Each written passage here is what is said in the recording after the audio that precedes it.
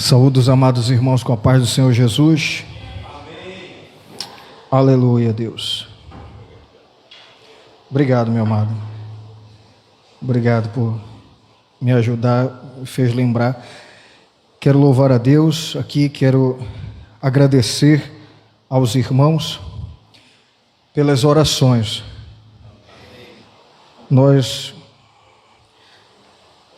estamos aí glorificando a Deus em meio às lutas, e tivemos aí um embate, e minha esposa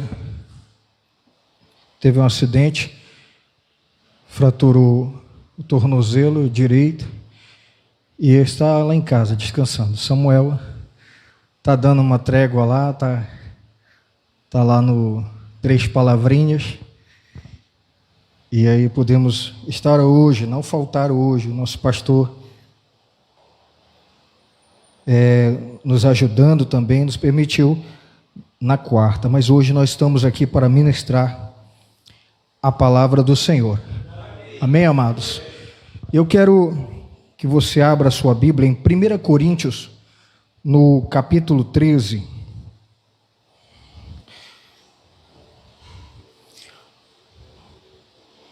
Capítulo 13, e para a nossa leitura, o versículo 13,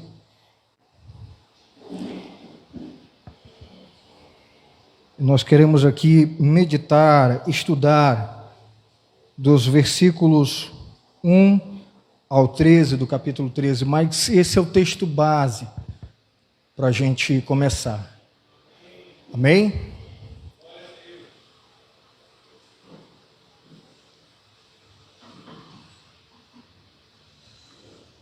Agora, pois, permanecem a fé, a esperança e o amor. Estes três, mas o maior destes é o amor. Nosso Deus, nosso Pai, nós te glorificamos, Senhor, exaltamos o teu santo nome, Senhor. Pedimos a sua graça, Senhor. Usa a nossa vida, meu Deus, como um instrumento em suas mãos, Senhor. Como um maestro que sabe muito bem como fazer, Senhor, de forma melodiosa, fala, nos instrui, nos alimenta, Senhor, meu Pai, nesta noite. Alcança o seu propósito, Senhor. Nos ensina cada vez mais, que nós possamos aprender uns com os outros e possamos, como nos disse bem Pedro, antes cresçamos na graça e no conhecimento de nosso Senhor e Salvador Jesus Cristo, que nós possamos ter 2 asas para voar, uma do conhecimento e uma da graça. Nunca voar com uma asa só, mas com as 2, para obter o equilíbrio que o Senhor nos dá, o equilíbrio necessário. Que o teu nome seja glorificado, Pai. Em o nome do Senhor Jesus, nós te pedimos e te agradecemos. Quantos podem dizer amém? Amém, aleluia. Podeis tomar o vosso assento. Glória a Deus. Amados, não é fácil meditar nesses versículos que o apóstolo Paulo nos deixou. Não é fácil, porque nós vamos aprender nesse capítulo algo que nos causa um impacto quando nós vamos nos contextos, quando nós vamos entender aquilo que Paulo está nos dando. Nós tivemos aqui, vamos dizer assim, o tripé da vida cristã, né? A fé, a esperança e o amor. E são as 3 bases da vida cristã. Nós queremos aqui entender o que é que o apóstolo Paulo está falando sobre esse amor. Que amor é esse? Onde ele está contextualizado? Precisamos lembrar, quando o apóstolo Paulo escreveu a carta à igreja em Corinto, aos crentes em Corinto, numa localidade grega, Estava ali os irmãos e por volta mais ou menos no ano 90 depois de Cristo, ele escreve a primeira carta. É uma carta exortativa. Ele está exortando, está puxando a orelha. Mas a segunda carta, ele, quando manda a segunda carta, ele jubila, ele se alegra, porque os irmãos receberam de bom coração, receberam com alegria a exortação que receberam do apóstolo Paulo. E o apóstolo Paulo nos fala então, como diz a epígrafe, a supremacia do amor. Por que que ele fala isso? Nós vemos a igreja de Corinto como uma igreja cheia de dons. O apóstolo Paulo bem apresenta a igreja, ela é uma igreja cheia de dons.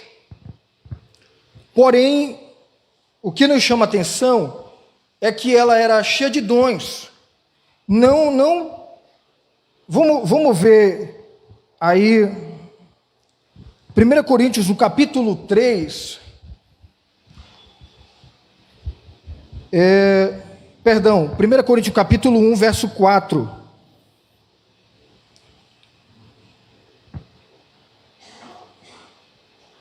Veja o que o apóstolo Paulo fala,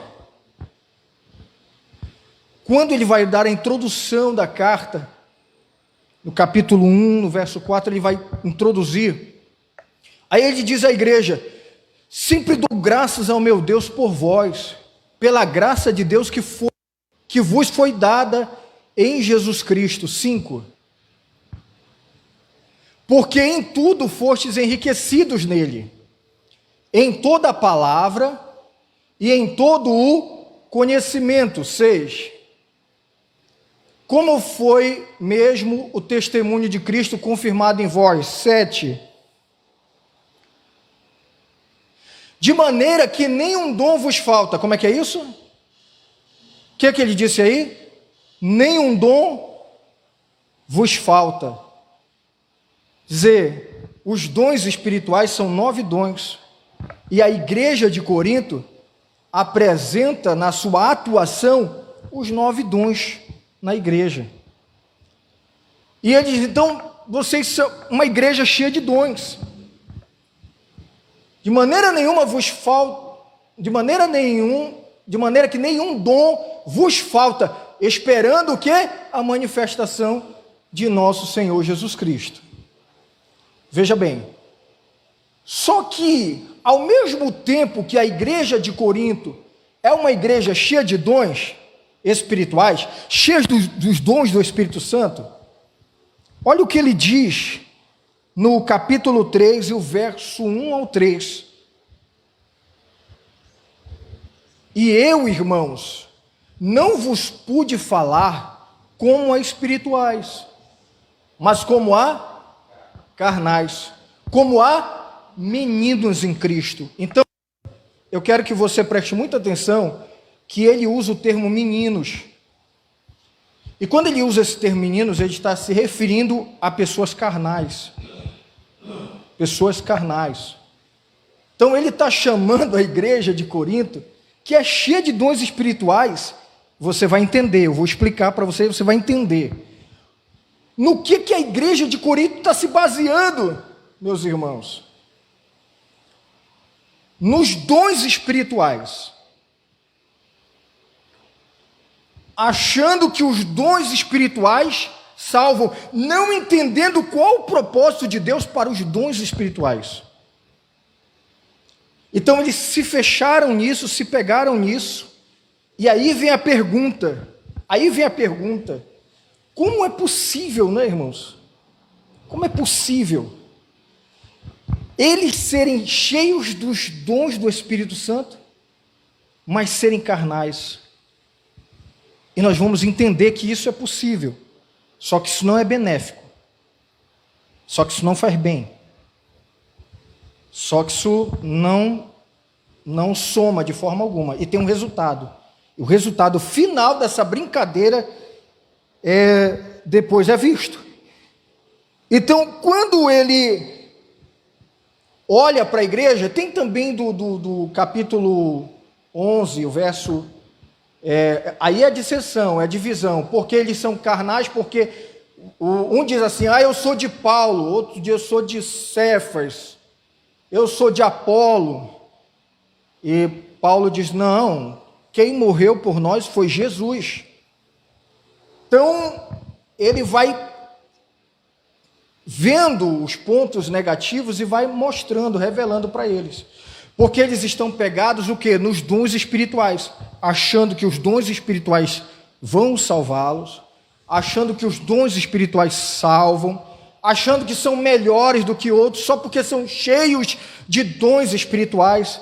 É igual a história do pastor que ele foi numa cidade pregar, e quando ele chegou lá, ele percebeu porfia no outro pastor. Aí o outro pastor disse assim, sabia que ele era usado por Deus, disse assim, pastor, eu tenho 9 dons, eu tenho 9 dons do Espírito Santo, o senhor tem quantos? Aí disse, eu não tenho nenhum. O senhor não tem nenhum? Como assim? Eu não tenho nenhum, porque é dele, eu não uso ele, é ele que me usa. Então a igreja está arrogante, está inchada, cheia de si, porque tem dons espirituais. E aí é que o apóstolo Paulo vai mostrar para eles que não é bem isso, não é esse o caminho, né? Que o apóstolo Paulo diz lá em 12, capítulo 12, vamos lá para 12, e aí nós vamos entendendo no contexto, né, que ele vai falando. No capítulo 12 ele fala dos dons espirituais, no capítulo 12 ele fala dos dons espirituais.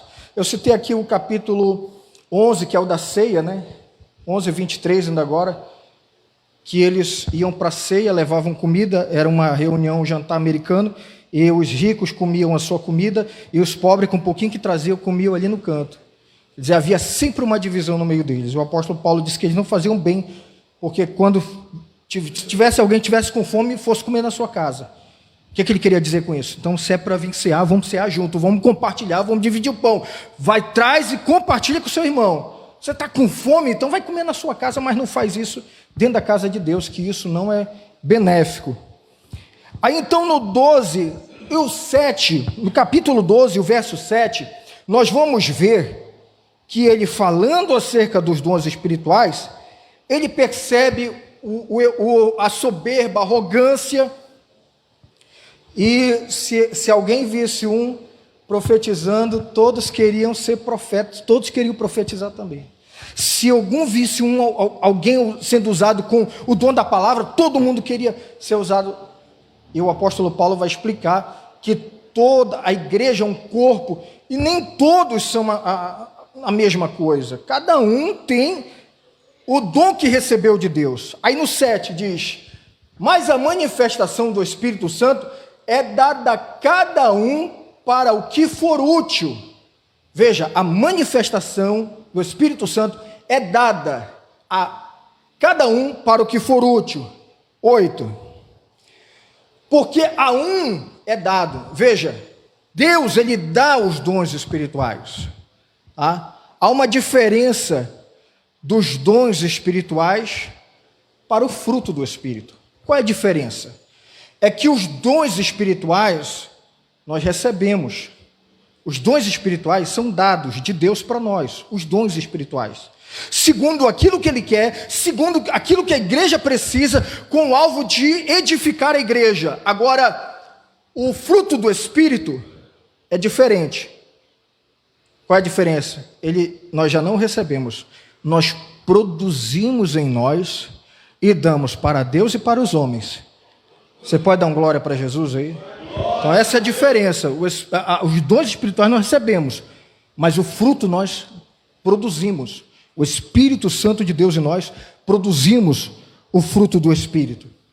Aí você vai entender. Aí ele diz, porque a um pelo Espírito é dada a palavra da sabedoria, a outro pelo mesmo Espírito a palavra da ciência, 9, a outro pelo mesmo Espírito a fé, e a outro pelo mesmo Espírito os dons de curar, 10, a outro operação de maravilhas, e a outro a profecia, e a outro dom de discernir os espíritos, e a outro a variedade de línguas, e a outro a interpretação das línguas. Isso, você vê aí os dons sendo colocados, 9 dons sendo colocados aí no capítulo 12. Aí no verso 11, ele diz: mas um só é o mesmo Espírito, opera todas essas coisas, repartindo particularmente a cada um como quer.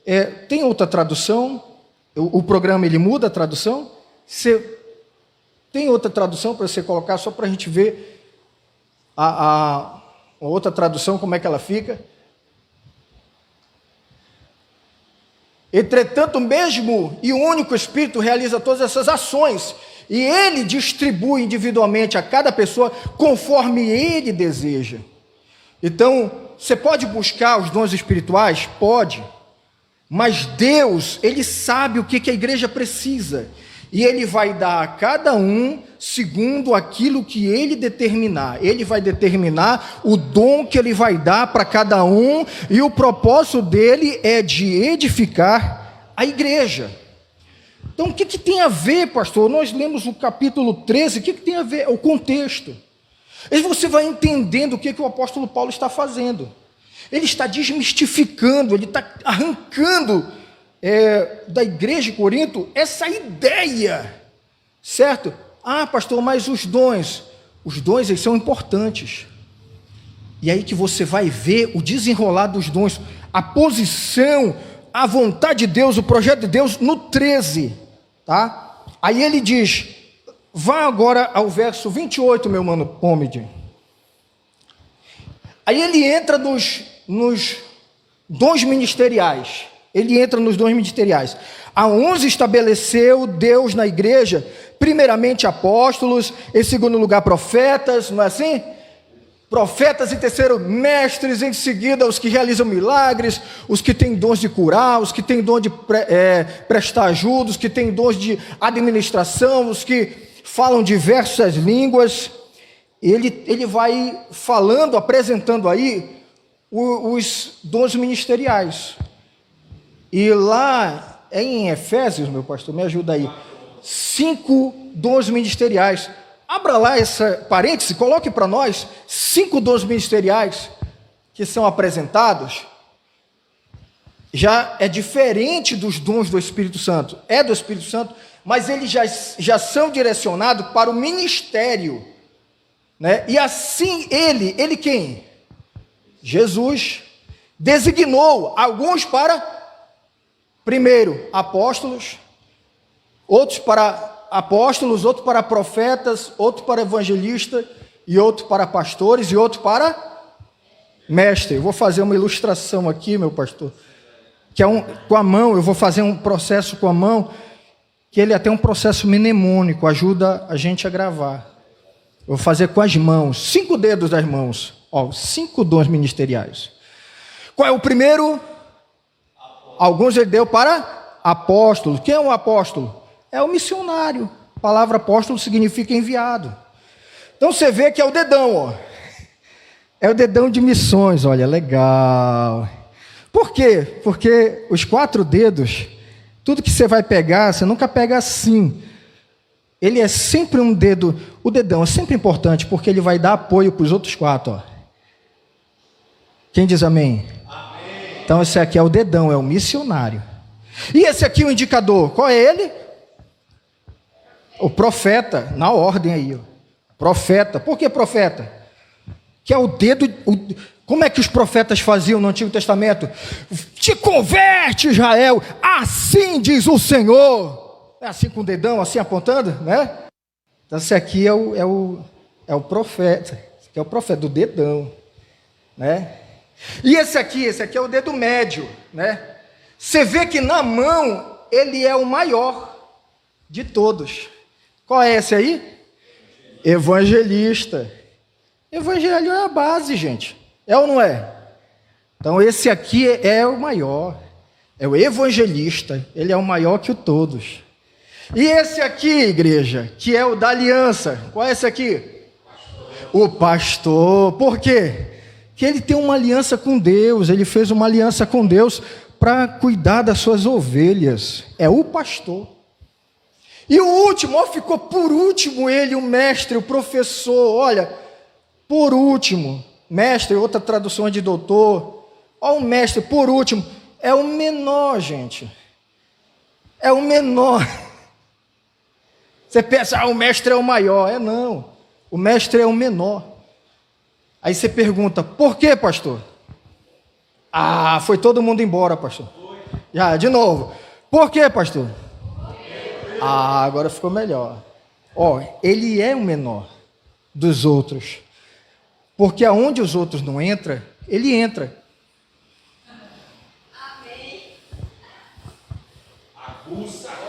Amém? Então ele é o menor. Então é o mestre. Então o apóstolo Paulo vai trazendo todo o ensinamento para eles abrirem o olho, entenderem que os dons espirituais são dados por Deus para o trabalho, para a igreja na terra, para edificar a igreja na terra. Aí ele diz lá, voltemos lá, meu mano Pombre, para o 12:29. Acaso são todos apóstolos, são todos profetas? Não são. Ou são todos mestres? Todos têm o dom de realizar milagres? Não. 30. Tem todos dom de curar? Falam todos em línguas? É uma pergunta retórica. Tem todos dom de curar? Não. Falam todos línguas? Não. Todos interpretam? Ele já sabe a resposta? Não. É uma pergunta retórica, né? E o 31, olha o que ele diz. Contudo, buscai com zelo os melhores dons. Continue. Ainda no 31. É no 31? Tem o 32? O meu ainda vai. Não, é o 13:1. Não, é o 31. Veja a outra tradução lá. É o 13:1. Tá. É o 13:1. 31 para ali. Entretanto, buscai com zelo os melhores dons. 1 Coríntios 13:1. Que a gente começa lendo, ainda que eu fale língua, mas na verdade, o primeiro, como é que fala? O primeiro ponto aí E agora, é esse que é o parágrafo do capítulo 13. A gente vai ler só a partir da parte B, ainda que eu fale, mas a parte A do 13 é essa. Agora passo a vos mostrar um caminho ainda muito mais excelente. Peraí. Apóstolo Paulo, você está dizendo para mim, eu tô aqui todo inchado, parece um sapo, porque eu tenho os 9 dons espirituais. Você vem me dizer que há um caminho mais excelente? Eu quero saber, fala para mim. Se ainda que eu fale, agora passo a vos mostrar um caminho ainda muito mais excelente. Qual é? Agora entra, ainda que eu fale a língua dos seres humanos e dos anjos, se não tiver amor, serei como o sino que ressoa, ou como o prato que retine. Ou seja, o sino você bate nele, ele ressoa, tom, mas você olha por dentro dele, ele é vazio. Então eu sou vazio. Então quer dizer, a igreja de Corinto, Paulo está dizendo, você é cheio do Espírito Santo, mas você é carnal. Eu quero que você transforme isso, eu quero que você arranque isso de você, eu quero que você seja espiritual, ainda que seja cheio dos dons, mas seja espiritual e não carnal.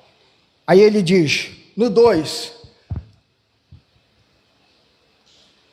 mesmo que eu possua o dom de profecia e conheça todos os mistérios e toda a ciência, e ainda tenha uma fé capaz de mover montanhas, se não tiver amor, nada serei.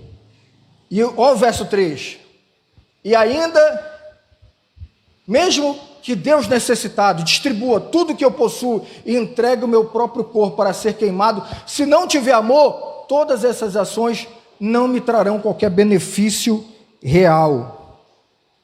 Então, no 4, segura aí no 3, no 4 a gente já vai falar, tá? Então, o apóstolo Paulo, ele vai trazendo para nós a compreensão de que não é nem eu e nem você que vamos julgar o irmão, a pessoa, mas quem nos julga é a palavra. Quem diz amém? Amém. Porque Hebreus, 4:12, porque a palavra de Deus é viva e eficaz e mais penetrante do que qualquer espada de 2 gumes, e penetra até a divisão da alma e do espírito, das juntas e medulas, e é apta para discernir os pensamentos e intenções do coração. Então é a palavra que escruta, é a palavra que julga, é a palavra que vai lá dentro da gente.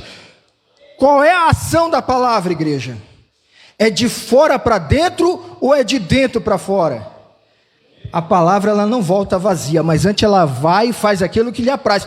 Então você vê aí no Hebreus 4:12, que eu citei, que a palavra, ela vai lá dentro, olha, ela vai lá dentro. Ela é mais penetrante do que qualquer espada de 2 gumes e vai até a divisão da alma e do espírito. Quer dizer, lá dentro, a parte imaterial. E aí depois ela vem puxando, ela vem saindo, aí ela vai passar pelas juntas e pelas medulas, é a matéria, é o físico, é o corpo, é o invólucro. Então a ação da palavra é de dentro para fora, então ela sabe dentro do ser humano. É aqui que o apóstolo Paulo vai dizer, que ainda que eu falasse em línguas, todo mundo está vendo cheio, eu quero que você entenda que eu não estou desfazendo dons espirituais, presta atenção que nós vamos entender o que está acontecendo aqui, tá? Então, ele vai e ele segura aí, nós vamos já entender. Vamos agora para o verso 4, ele vai falar do amor. Agora, o amor, ele é paciente. O amor é sofredor, é benigno, o amor não é invejoso, o amor não trata com leviandade, não se ensoberbece. 5, não se conduz ou não se porta com indecência, não busca os seus interesses, não se irrita, não suspeita mal. 6, não se alegra com a injustiça, mas folga com a verdade. A verdade. Então, que amor é esse, hein? Que amor é esse? Que amor é esse? O Novo Testamento, ele foi escrito em grego. Então, existe um escritor cristão que ele traz pelo menos 4 palavras do grego amor. Existem 4 tipos de amor. 4 tipos de amor. Qual é ele? O eros, filéus, estoge e o ágape. Qual é o eros? O amor eros. Faz lembrar a palavra erótico. O amor eros é o amor carnal, é o amor dos prazeres, é o amor dos olhos, é o amor paixão. Podemos dizer que o eros, ele, sem levar para o lado leviano, nem da maldade, mas ele possa se começar na vida de um casal, jovem. Quando ela olha o rapaz, aí o rapaz é aquele, top das galáxias, cara muito bonito, presença. A barriga é um tanquinho, A minha também. Meu pastor? É verdade. Então ela, ela é um avião, ela é um violão. O homem é pelo olhar, a mulher é pelo ouvido, pelo poema, pela poesia. O homem é muito pelos olhos. Então, esse é o amor eros. Mas e aí? Depois, casa. Aquele período vai passar, a idade vai chegar. Aí a varoa olha para o varão, aí já não tem mais aquela barriga tanquinho, mas é um tanque de guerra. Sempre cheio de edredom. Cheio de edredom. E aí? E aí, acabou? E aí eu vou embora, porque você já foi bonito, hoje você está só misericórdia. Aí ele olha para a varoa, né? Aí a varoa já não está mais aquele violão. Está agora uma cinturinha de ovo. E por aí vai. Mas se esse amor, só ele existir, esse casamento acaba. Mas se existir mais do que esse amor, ele permanece. Então esse amor é eros, não é o amor apresentado aqui. Qual é o outro amor? É o filéus, ou filos. Quem lembra do termo filosofia? Palavra sofo, saber, sofia, sabedoria, filosofia, amor à sabedoria. Então, o filos também é um termo de amor. E de que amor é esse? Qual é esse amor? Filéus, é o amor de amizade. Esse amor da sabedoria é um amigo da sabedoria. Então, filéus é esse amor de amizade. É um amigo para o outro olhar e dizer, eu te amo. Aí o cara, aí o cara diz, rapaz, sai para lá que eu... Ei, rapaz, me respeita, para com esse negócio. Maldade do cara. Um homem pode dizer para o outro, eu te amo. Posso olhar para o meu pastor e dizer, eu te amo, sem nenhuma maldade.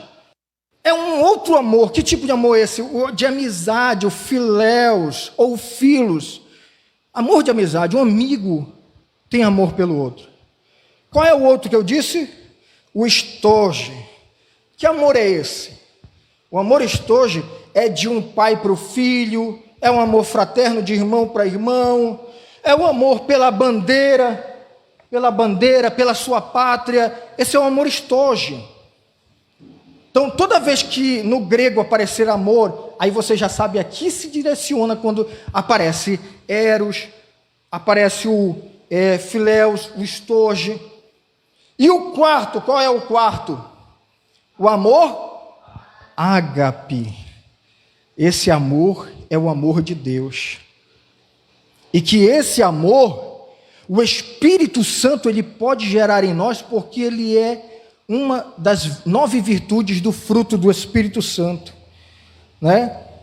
Qual é o fruto do Espírito? Gálatas 5:22. É isso? Gálatas 5:22, 23.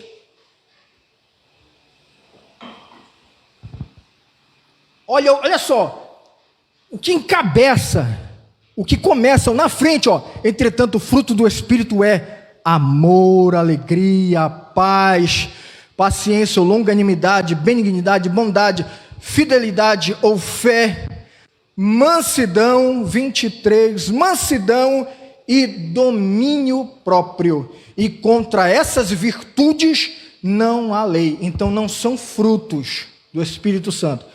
É um fruto do Espírito Santo. Você já cortou a laranja? Tem vários gominhos dentro. Quer dizer, fruto do Espírito Santo e 9 virtudes. E contra essas virtudes, essas 9 virtudes, não há lei. Se produziu esse fruto do Espírito, não há lei que combata isso. Então, preste atenção. O fruto do Espírito não tem lei que combata. Gerou o fruto, cumpriu toda a lei. Quantos pode dizer amém? Amém. Então, no Antigo Testamento não se tinha a intenção de viver na lei para esperar o Messias, que é o Salvador. O Messias veio, morreu, ressuscitou. Agora nós temos o Espírito habitando em nós. Qual é nosso passaporte? Qual é o nosso passaporte? Os dons. Os dons. E não o nosso passaporte, o fruto, e não os dons. Quem entendeu, diga amém. Nosso passaporte para entrar no céu. Os dons. É isso que o apóstolo Paulo quer ensinar para a igreja em Corinto. O nosso passaporte para entrar no céu é o fruto, as 9 virtudes, e não os 9 dons. Por quê? Porque, meu pastor, agora eu vou voar aqui. Meu pastor disse que está correto, agora eu vou voar aqui. Por quê? 1 Coríntios 13:8. Agora eu vou me empolgar aqui, meu pastor. Agora eu vou ficar empolgado. Meu pastor disse, está certo, pastor Pablo. O amor jamais morre. fruto do Espírito Santo gerado em nós. O amor jamais morre, mas as profecias sim. As profecias deixarão de existir. O amor não. O fruto não. O fruto gerado em nós nunca morrerá. Mas os dons que são dados a nós têm prazo de validade. Poxa, eu não vi nenhum glória, né? Se fosse, não dá para ver se o pregador se anima, né? Mas ainda dá tempo, né? Aquele glória de dar uma sacada, o sapato fora assim. Então, os dons, eles são dados a nós pelo Pai, mas ele tem prazo de validade. Mas e o fruto? Não, meu irmão. Ele não tem prazo de validade. Você entra na eternidade com os frutos. Ó, aí ele diz aqui, ó, o amor jamais morre, mas as profecias deixarão de existir. As línguas cessarão. O conhecimento desaparecerá. 9. Porquanto em parte conhecemos e em parte profetizamos. Esse é o 9. Em parte profetizamos. Agora o 10. Quando, porém, quando no entanto chegar o que é perfeito, o que é imperfeito será extinto. Então, no futuro, quando eu tiver a minha tradução da Bíblia de Estudo Haney, vocês vão comprar? Diga amém. Amém. Agora eu me alegro, eu vou fazer. Bíblia de Estudo Haney, eu vou botar esse perfeito com P maiúsculo, porque ele se refere a Jesus Cristo. Então, quando o Senhor vier, todos os dons espirituais que foram dados para a peleja, para a edificação da igreja, para a batalha contra Satanás na terra, acabou. Acabou. Não precisa mais. O que acontece? Aí o que é imperfeito será extinto. E aí tem uma outra tradução, deixa eu ver a minha aqui, é o 10, né? 13:10. Porém o que será em parte será aniquilado. Então esse termo imperfeito, eu concordo, mas em parte, o que é em parte será extinto. Por quê? Porque nós não entendemos agora. E isso, olha a tradução, mas quando vier o que é perfeito, então o que é em parte será aniquilado. Quer dizer, quem o apóstolo Paulo está falando? Com a igreja que não está entendendo, com Corinto. Então ele está dizendo, você não entende a questão dos dons, em parte. Mas quando vier o que é perfeito, tudo isso será aniquilado. Aí nós damos uma segurada bem aqui, tá? Aí eu quero que você entenda o seguinte: a igreja de Corinto é uma igreja cheia do Espírito, cheia dos dons espirituais, mas carnal. Mateus capítulo 7, versículo 21. Jesus está ensinando a mesma coisa, porque a doutrina é a mesma. A doutrina é o quê? Imutável, universal e tridimensional. Ela é imutável, porque ela não muda. Então, a mesma doutrina que Jesus prega, Paulo prega. Ela é universal, ela é a mesma doutrina em qualquer país, ela não muda, e ela é tridimensional. Por quê? Que assim como você encontra no cosmos, na ciência, em tudo, 3, na Bíblia você também encontra 3, né? Pedro nega Jesus quantas vezes? 3. Jesus vem quebrar a maldição, aí faz Jesus dizer que o ama por 3 vezes. Aí o Senhor pergunta a primeira vez: Pedro, tu me amas? O que é que ele diz? Ele diz: amo, Senhor. Pedro, agapas-me. Aí Pedro: Senhor, filéus. Não, agapas-me. Filéu, Jesus. Não. Aí o que Jesus respondeu para ele? Primeiro, apacenta as minhas ovelhas, os meus cordeiros primeiro. Deixai vir a mim os pequeninos e não os embaraceis. Primeiro as crianças. Louvo a Deus pela visão do nosso pastor, que cuida a sala das crianças, cuida das crianças. Que Jesus falou, ó, cuida dos cordeiros. O que é cordeiro? Filho de ovelha. Segunda vez, tu me ama? Senhor, eu amo. Né? Apacenta minhas ovelhas. Terceira vez, apacenta as minhas ovelhas. Então, 3 vezes. Tá? Já abrimos aí? Ó, Mateus 7,21. Nem todo o que me diz. Olha o que Jesus está falando. Paulo não poderia pregar diferente que Jesus. Paulo não poderia ensinar diferente que Jesus. Nem todo o que me diz Senhor, Senhor, entrará no reino dos céus, mas aquele que faz a vontade de meu Pai que está nos céus. 22. Muitos me dirão naquele dia: Senhor, Senhor, não profetizamos nós em teu nome? Que é isso? Olha, preste atenção, Jesus está falando que está lá na glória, o camarada quer entrar no céu. Aí Jesus embarga ele, aqui você não entra. Mas Jesus, eu profetizava. Não é dom espiritual? O camarada era usado em dom, profecia.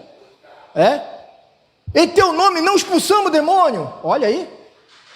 Em teu nome não fizemos muitas maravilhas. Olha, maravilhas. Porque milagre é uma coisa, maravilha é outra. Milagre é uma pessoa ser curada de um câncer.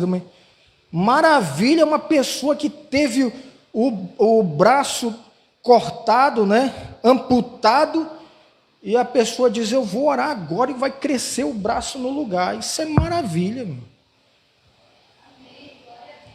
Aí o que ele está falando diante do Senhor? O Senhor está dizendo aqui, você não entra. Mas Senhor, eu operava maravilha, tinha uns 9 dons. Eu tinha uns 9 dons espirituais, Senhor, 9 dons do Espírito Santo. Você não. O que é que ele diz no 23? Sabe daqui, rapaz, que eu nem te conheço. Então lhe direi abertamente, nunca vos conheci, apartai-vos de mim, vós que praticais a iniquidade. Iniquidade. Por que isso? Né? Preste atenção, eu não estou ensinando que todo mundo que tem dom pratica iniquidade, é pecador, não estou falando isso. Eu estou dizendo que existem pessoas que, por não vigiarem, acham que porque tem dons demais, que são muito usados, Deus vai passar a mão na cabeça, que Deus não vai passar. Deus, ele vela com a sua palavra. Aí, o que o Senhor diz para ele? Não vos conheço, apartai-vos de mim. Mas pode isso, pastor? Alguém que tem o Espírito está sobre ele, e ele é uma pessoa que é carnal? Quem lembra de 1 Samuel 24:6? Quem lembra de Saul? Saul está perseguindo Davi, Saul chega no deserto, entra numa caverna, vai dormir. O guarda na entrada da caverna dorme, Davi vai lá. 1 Samuel, abra aí, mano, Pomedi. 1 Samuel, o que diz lá? 24:6. Aí vai lá, aí está dormindo, roncando. Aí o servo de Davi diz assim, olha, meu senhor, está aí o teu inimigo, Deus entregou ele nas tuas mãos. O que ele responde? E disse aos seus homens, o Senhor me guarde de que eu faça tal coisa ao meu senhor, ao ungido do Senhor, estendendo eu a minha mão contra ele, pois é ungido do Senhor. Ai de mim tocar no ungido de Deus. Mas que situação estava Saul? Saul estava como? Todo errado, rebelde, desobediente, matou sacerdotes, desobedeceu a ordem de Samuel. Samuel disse, é melhor obedecer do que sacrificar. Arrancou um pedaço das vestes do sacerdote Samuel. Mas o que Davi fez? Eu não vou tirar a vida dele, porque ele é ungido, mas eu vou cortar um pedacinho do tecido dele. Quando ele chega lá, que ele sai, aí Davi diz assim: ó meu pai, como é que me persegue igual uma pulga no deserto? Para te provar que eu não tenho nada contra ti, porque me persegues? Está aqui um pedaço da tua veste. Eu imagino que ele lembrou do dia que ele arrancou a veste de Samuel, e Samuel virou para ele e disse: ó, o que vai ficar no teu lugar, assim como tu arrancaste pedaço da minha veste, tu verás o pedaço da tua veste da mão deste. Aí ele diz: é ele que vai reinar. Mas o que Davi disse? Ele está todo errado, mas ele é ungido, eu não vou mexer nele, porque quem trata com ele é Deus. Mas isso pode, pastor? Mas e por que pode isso, pastor? Romanos capítulo 11, verso 29.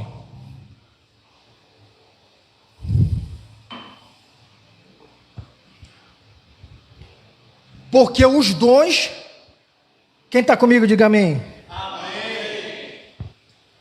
Quem está na igreja dá um glória. Glória a Deus. Amém, Jesus. Porque os dons, outra tradução diz, e a unção. Porque os dons do Espírito Santo é a unção, com quem alguém é ungido. Eu vou te ungir a rei, eu vou te ungir a pastor, eu vou te ungir. É a vocação. Em outra tradução está escrito a unção. Porque os dons e a unção de Deus são sem arrependimento. Outra tradução diz assim: porque os dons e a unção de Deus são irrevogáveis. O que significa sem arrependimento? O que significa? Olha aí a outra tradução, mano, Pomade, aí é muito top. Ele na hora vai em cima. Ó, porque os dons e o chamado e o azeite, a unção que é deitado na cabeça, é dois. Os dons espirituais é a unção de Deus, são irrevogáveis. O que significa irrevogáveis? É aquilo que não volta atrás, é o que se dá e não toma de volta. O que Jesus ensinou para nós? Quando você der com a mão, não deixa a outra ver. Por quê? Porque nós seres humanos somos assim, quando nós damos, quer logo pegar de volta. A gente, ser humano, é assim. A gente dá com a mão e quer pegar de volta com a outra, mas Deus não é assim. Então Deus unge. E Deus dá dons espirituais, mas Ele não pega de volta, Ele não arranca de volta. Camarada vai brincando, e Deus vai só dando corda. Quando chegar naquele texto lá que eu falei para vocês, ele vai chegar diante de Deus, sem ter nem a ideia de ter olhado para as Escrituras e ter prestado atenção, pelo menos em Romanos 11, 29, para entender que ele devia mudar de caminho, que ele devia mudar de comportamento, porque ele achava que eu recebi dons espirituais, eu vou entrar, lá vai o cara que profetiza, que é usado, e aí Deus diz assim: ó, nem te conheço. Quem entendeu, diga amém. Amém. Então, os dons acabam, mas quem é que entra? O fruto. Diga assim: os dons têm prazo de validade, mas o fruto, diga, não tem prazo de validade. Diga, por quê? Porque os dons e a unção são irrevogáveis. Deus dá e não toma de volta. Então o que o apóstolo Paulo está dizendo? Eu quero que vocês prezem, eu quero que vocês entendam, não deixe de ter os dons.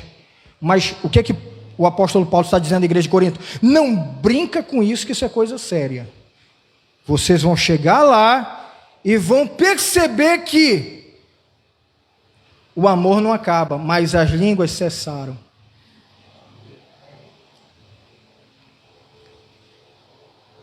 Então, é aí que a gente entende o que eles estão abraçados, agarrados a dons espirituais.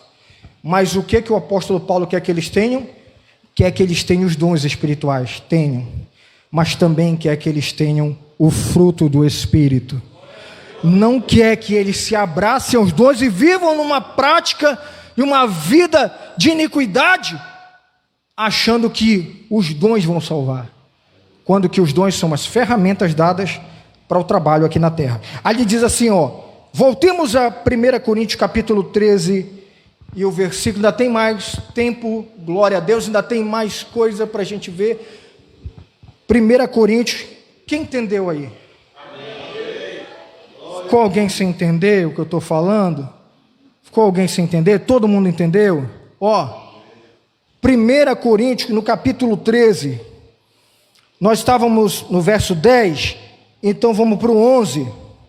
Aí ele diz, quando eu era menino, essa tradução diz criança, quando eu era menino, pensava como menino, sentia e falava como menino. Quando cheguei à idade adulta, deixei para trás as atitudes próprias das crianças. O que o apóstolo Paulo está dizendo? Se ele está usando o termo, aí você vai lá para 1 Coríntios 3, aí a gente volta para esse versículo já. Mas 1 Coríntios capítulo 3, verso 1, que nós lemos logo no início, a gente vai ler de novo para a gente lembrar, irmão, não vos pude falar como pessoas espirituais, mas como pessoas carnais, como crianças. Você vê que ele usa criança nas duas traduções, criança e menino. Tá? Volte lá, 1 Coríntios 13 e 11. Então, meninos são carnais. Então, o que o apóstolo Paulo está dizendo aos irmãos de Corinto? Ele está dizendo, quando eu era criança, ele está dizendo, ei, vocês lembram do Saulo de Tarso? Eu era religioso, eu defendia Deus, mas eu era um carnal. Eu saía perseguindo os cristãos. Então, quer dizer, eu mudei, ó. Como é que chama em grego? Mudança de pensamento? Metanoia. Eu ouvi alguém falar aí? Opa, gostei de ver. Metanoia. Conversão. Ó, a palavra conversão. Metanoia. Então, o que o apóstolo Paulo diz? Ora, se ele diz, em Romanos 12, versos 1 e 2, rogo-vos, pois, irmão, pela compaixão de Deus, que apresenteis o vosso corpo em sacrifício vivo, santo e agradável a Deus, que é o vosso culto racional, e não vos conformeis com esse mundo, mas transformai-vos, metanoia, transformai-vos pela renovação do vosso entendimento, para que possais experimentar qual seja a boa, agradável e perfeita vontade de Deus. Aleluia!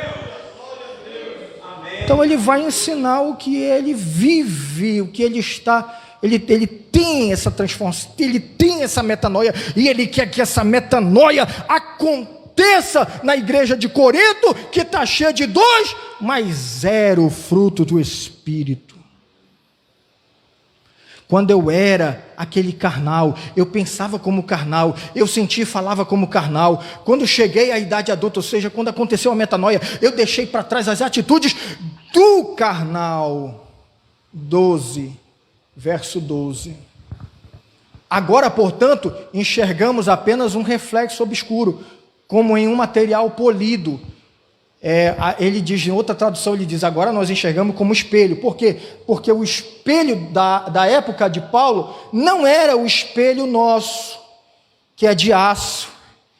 Atrás tem o aço, e você enxerga, né, direitinho, de prata, né? Como é que era? Era de metal. Então, você já tentou se olhar no metal? Você fica todo retorcido. Era o espelho da época.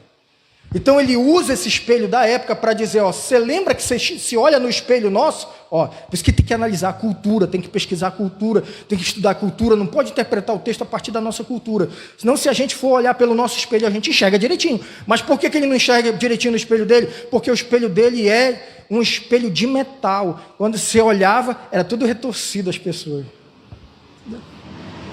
Tudo retorcido. Aí ele... É assim como você olha no espelho nosso de metal, é assim, você não entende agora. Mas então, por espelho, porque agora vemos por espelho em enigma, mas então veremos face a face. Então você não entende. Mas quando chegar lá diante, Senhor, Senhor, eu tinha dons espirituais, mas eu também tinha fruto do Espírito. E o Senhor diz, eu lembro que eu te conheço. Oh, aleluia. Entrai pelas portas, povo meu, aleluia. Recebei o vosso galardão, que tem sido preparado para vós desde a fundação do mundo. Oh, aleluia.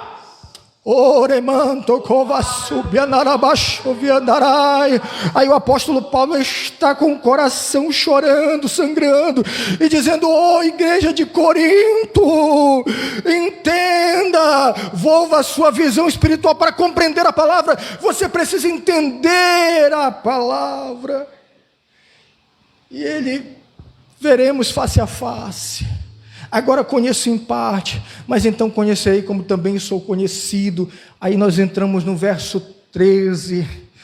Aí ele diz: agora, pois, permanece a fé, a esperança e o amor. Estes três, mas o maior destes é o amor. O amor. A fé é o firme fundamento das coisas que se esperam e a prova das coisas que se não veem.